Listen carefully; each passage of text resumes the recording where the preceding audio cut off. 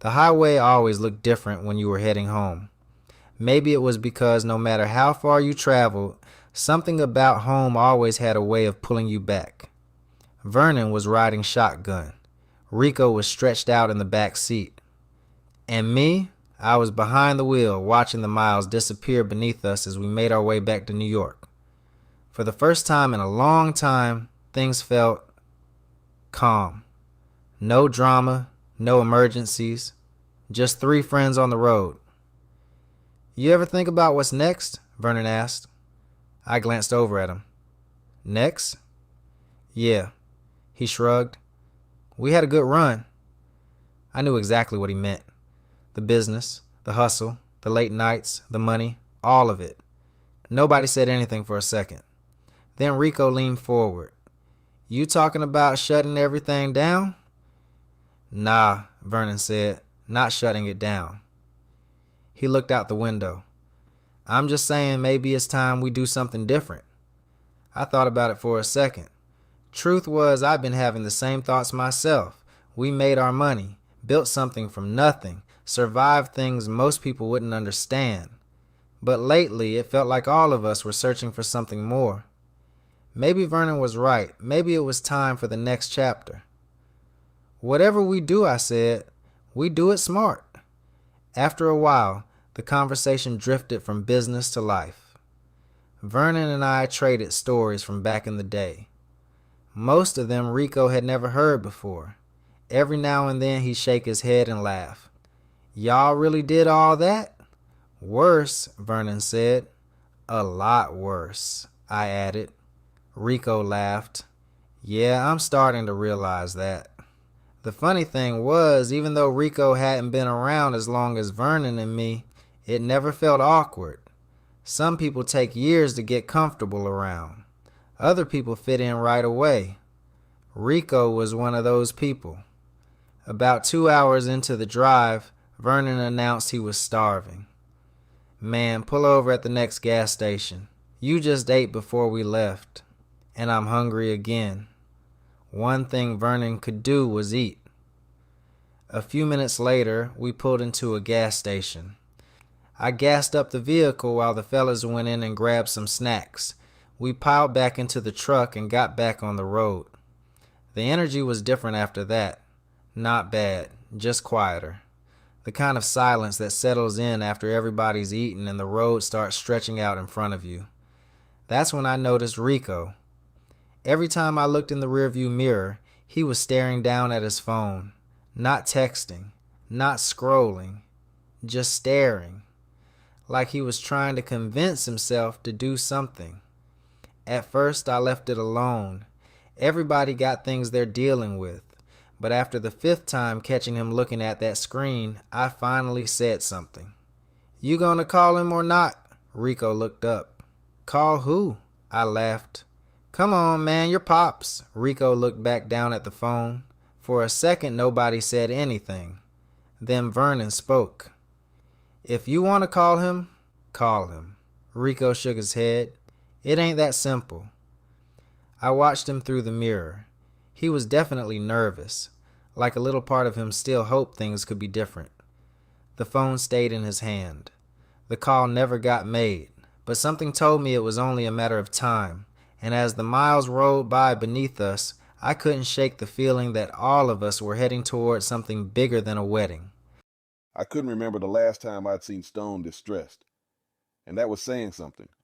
The man had handled things over the years that would have had most people losing their minds. But standing in the middle of a tuxedo shop trying to decide between two nearly identical ties, apparently that was his breaking point. It's the same tie, I said. Stone looked at me. It ain't the same tie. I laughed.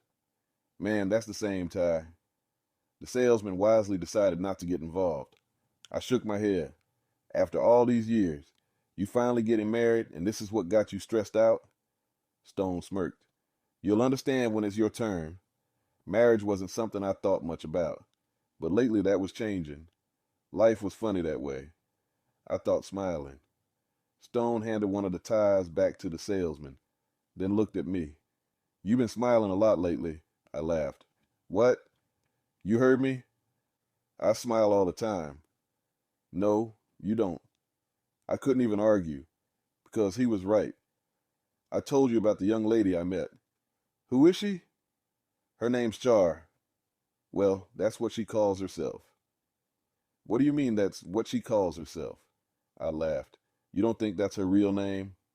Probably not. Stone stared at me for a second. And you're okay with that? Everybody got things they ain't ready to talk about. I know I did. Stone nodded. Fair enough. A smile crossed my face before I could stop it. The truth was, I liked being around her. More than I expected to. More than I planned to. You serious about her? I invited her to the wedding. Stone raised an eyebrow. You did? Yeah, that's serious. Is it? Yeah, 'cause you don't bring just anybody around us. I couldn't argue with that, because the truth was, I hadn't invited anybody to something like this in a very long time. She's smart, much smarter than the life she is living. Stone didn't say anything. He just listened. I thought about all the hours we'd spent talking, the things she'd told me, the things she hadn't.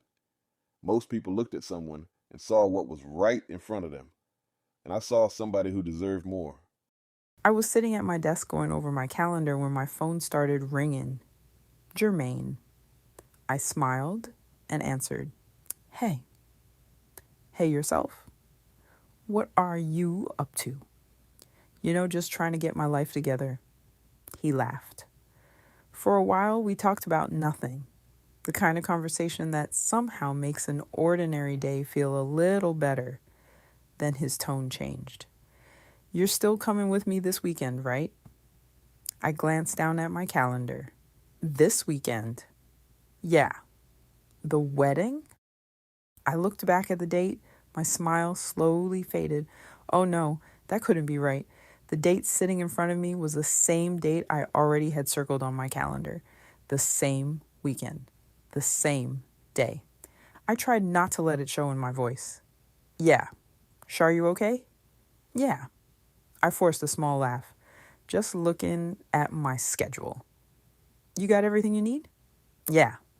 I nodded, even though he couldn't see me. Remind me again whose wedding this is? Stone's. I froze. Jermaine kept talking. My oldest friend. The room suddenly felt very quiet. I looked down at my calendar again, then at the date, then back at the name. Stone and Lolita had the same wedding the entire time, and somehow I never put it together. Shar? I blinked. You sure you're okay? Yeah.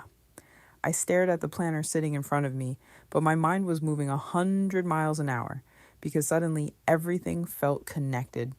Jermaine, Stone, Lolita, Israel, me. And for the first time, I realized I probably should have told Jermaine the truth a long time ago. Instead, I kept staring at that date and wondering what was going to happen when all those worlds finally ended up in the same room.